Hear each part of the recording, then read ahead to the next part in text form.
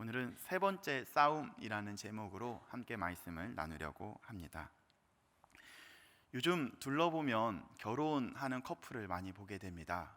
그러나 조금 안타까운 것은 결혼하는 커플은 많이 있지만 아기가 생기지 않아 고민하는 부부들도 많이 보게 됩니다.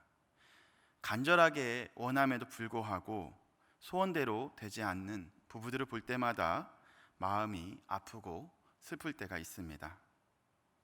이러한 고민은 비단 오늘만의 문제가 아니었나 봅니다. 이삭도 아내가 임신하지 못하자 너무 힘들어하는 모습을 갖고 있었습니다. 그래서 리브가가 아내를 임신하지 못하는 모습을 보고 이삭은 여호와께 나와서 기도하고 또한 간구합니다. 우리의 기도를 들어주시옵소서, 아이를 허락하시옵소서라고 간구했겠죠. 여호와께서는 그의 간구를 외면치 않으시고 들으셨습니다.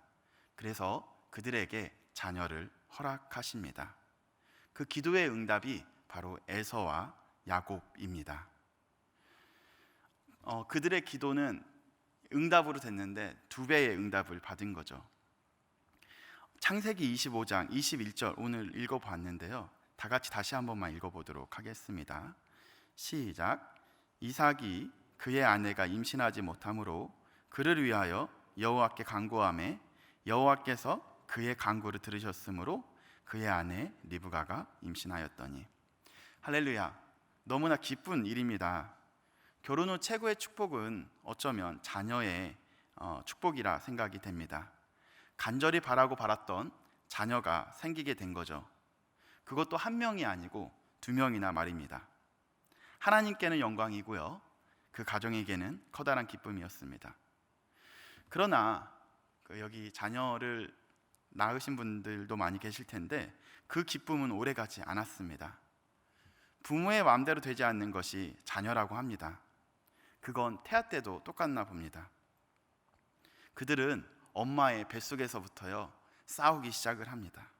파이팅을 한 거죠. 둘 중에서 누가 이겨라 응원하는 건 아니지만 치열하게 싸우는 걸 볼 수 있습니다. 얼마나 심하게 싸웠냐면요, 리브가가 하나님 앞에 나와서 하나님 너무 힘들어요, 너무 힘들어요, 또다시 하나님 앞에 간구하는 모습이 그 다음 절에 이어집니다. 우리 한번 읽어보도록 하겠습니다. 25장 22절 말씀을 한번 다 같이 읽어보겠습니다. 시작. 그 아들들이 그의 태에서 서로 싸우는지라 그가 이르되 이럴 경우에는 내가 어찌할꼬 하고 가서 여호와께 묻자온대. 여기서 서로 싸우다라는 동사는 어떤 때 쓰이냐면요, 압박하다 혹은 눌러서 부수다라고 쓸 때 쓰는 단어입니다.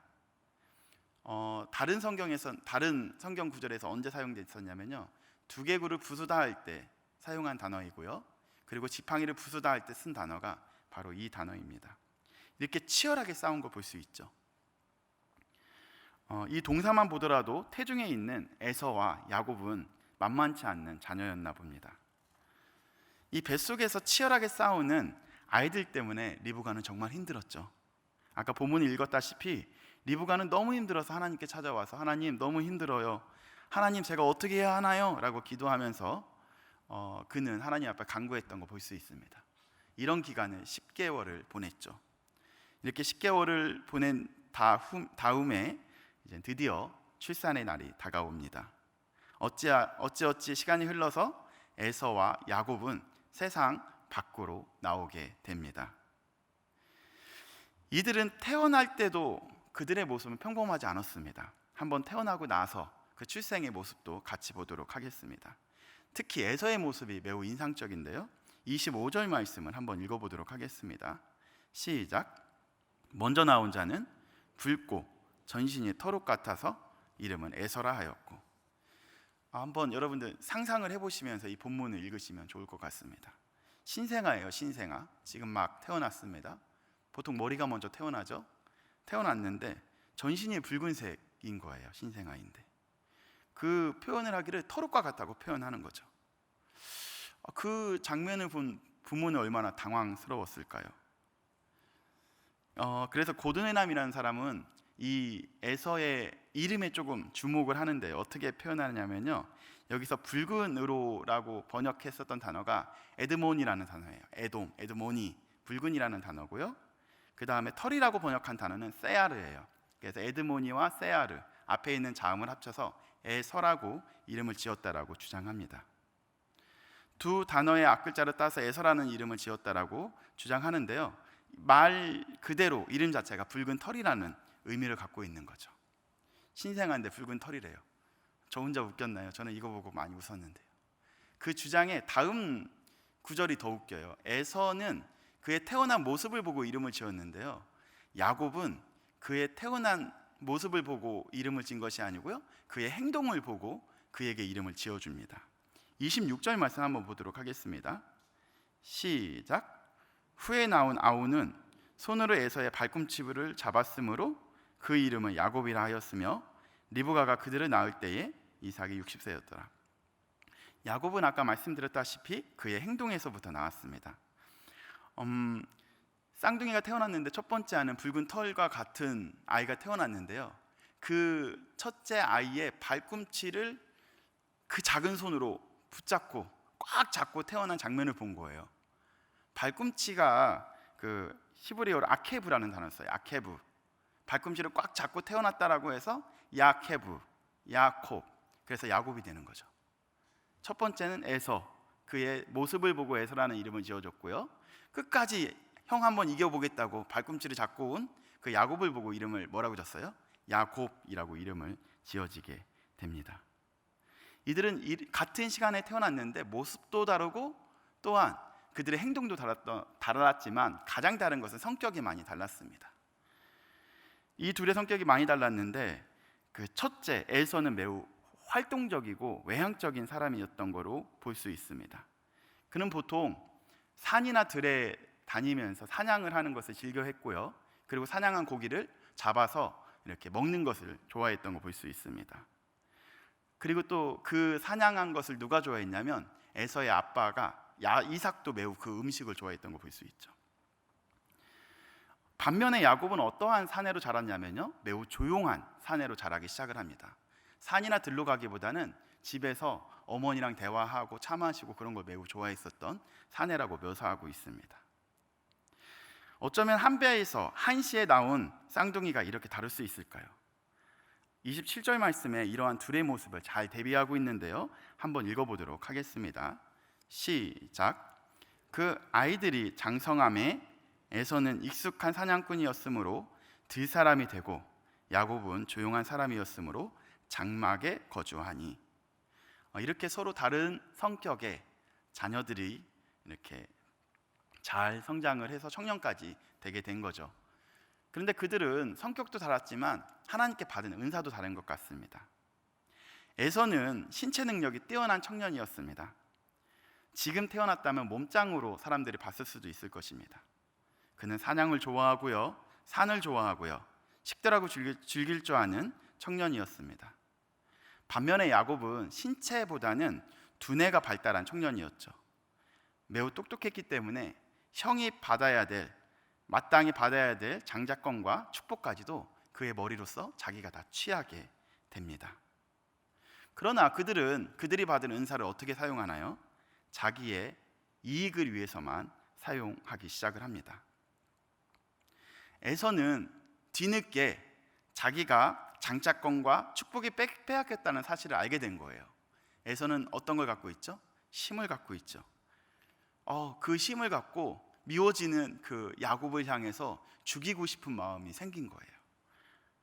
안 되겠다. 너무 미운 마음이 커지다 보니까 가만두지 않겠어 해서 야곱을 죽이려고 합니다. 좀 더 나아가서 27장 41절 말씀이 있는데요, 제가 한번 읽어드리도록 하겠습니다. 27장 41절.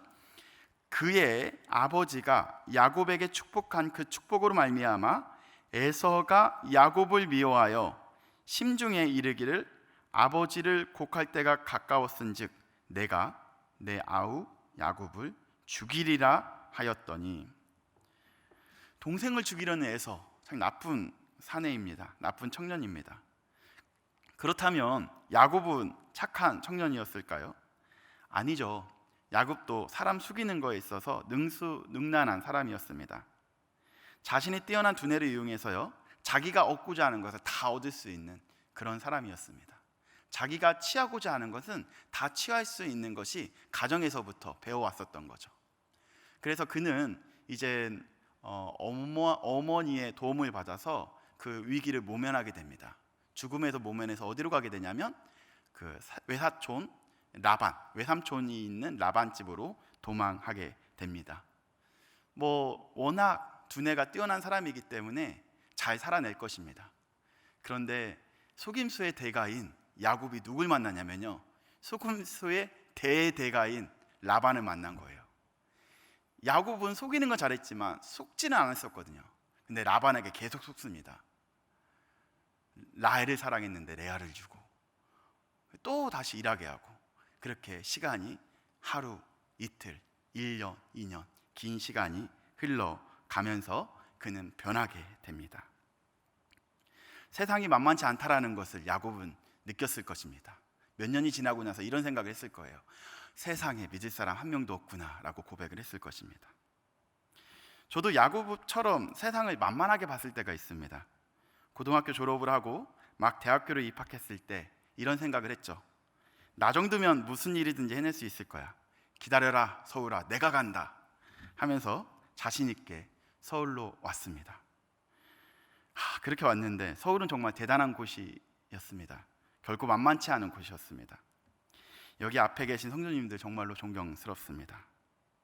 그때 당시는 IMF 사태가 터지고 난 후였기 때문에 결코 살아가는 게 만만치 않은 시대이기도 했지만요, 그러나 저는 야곱처럼 과신하면서, 제 자신을 과신하면서 살아왔었던 20대가 있었던 것 같습니다. 하지만 그 서울은 너무 혹독한 곳이었죠. 지금은 정신 차려서 정말 겸손하게 살아가고 있습니다. 사랑하는 성도님들도 삶이 결코 쉽지 않구나라고 생각을 하실 것입니다. 살아간다고 보기보다는 버텨낸다고 고백하는 청년들도 많이 봅니다. 저는 현재 청년 2부를 담당하고 있기 때문에요, 30대 초반, 30대 중반의 청년들과 같이 상담을 하고 이야기를 많이 나눕니다. 그들과 같이 교제를 하고 상담을 하다 보면 현실이 청년에게 얼마나 가혹한지, 이 세상을 견뎌내는 것이 얼마나 어려운지 매주 느끼게 되는 한 주 한 주입니다. 대한민국에서요, 청년으로, 특히 서울에서 청년으로 살아간다는 것이 결코 쉽지 않습니다. 그러나 그 치열함 속에서 기독교인으로 살아간다는 것은 더 어렵습니다. 정말 그들이 존경스럽고 그들을 위해서 매일같이 기도하고 응원하고 있습니다. 다시 성경 말씀으로 돌아오도록 하겠습니다. 야곱도 인생이 쉽지 않다라는 것을 뼈저리게 느꼈습니다. 그리고 정신을 차렸죠. 그리고 그가 정말로 이 땅에서 살면서 누구에게 의지해야 되는지 정신 차리고 보니까 내가 하나님께 의지하면서 살아야겠구나 하면서 하나님께 의지하면서 하루하루 위기 때마다 재단을 다시 쌓고 하나님의 도우심으로 그렇게 인생을 살아냅니다. 버텨냅니다. 그래서 드디어 그는 어느 정도 안정기에 들어가게 되죠. 그래서 그가 위기 때, 예전에는 위기를 딱 만나게 되면 그의 머리, 그의 두뇌에 의지해서 그걸 해결하려고 했었습니다. 그러나 그 치열함 속에, 그 싸움 속에서 그가 발견한 것이 하나 있었습니다. 그게 바로 뭐냐면 그의 신앙, 하나님께 의지해야만이 해답을 찾을 수 있구나라는 것을 깨닫게 된 거죠. 그렇게 해서 안정기에 드러난 후에 그는 고향을 향해서 다시 떠나게 됩니다. 그래서 그 창세기에서 야곱은 위기 때마다 제단을 쌓고 기도하는 모습을 발견하고요, 그는 어느 순간부터 자신의 인생의 주인이 자신이 아니라 하나님이심을 철저하게 깨닫게 됩니다. 그래서 그가 마지막으로 안정기에 들어선 후에 고향으로 돌아가면서 오랫동안 막혀 있었던 형과의 회복을 하기 원합니다. 돌아가기 전에, 야곱을 만나기 전에 그는 약복강에 서죠. 그래서 오늘 마지막 싸움을 소개하고 설교를 마칠까 합니다. 그의 성실함과 인내로 그의 삶은 나아졌음에도 불구하고 걸리는 부분이 하나 있었는데 그건 쌍둥이 형 에서였죠. 자기 자신의 이익을 위해서 형을 속이고 도망쳐 나온 것이 그는 두고두고 마음이 쓰였던 것입니다.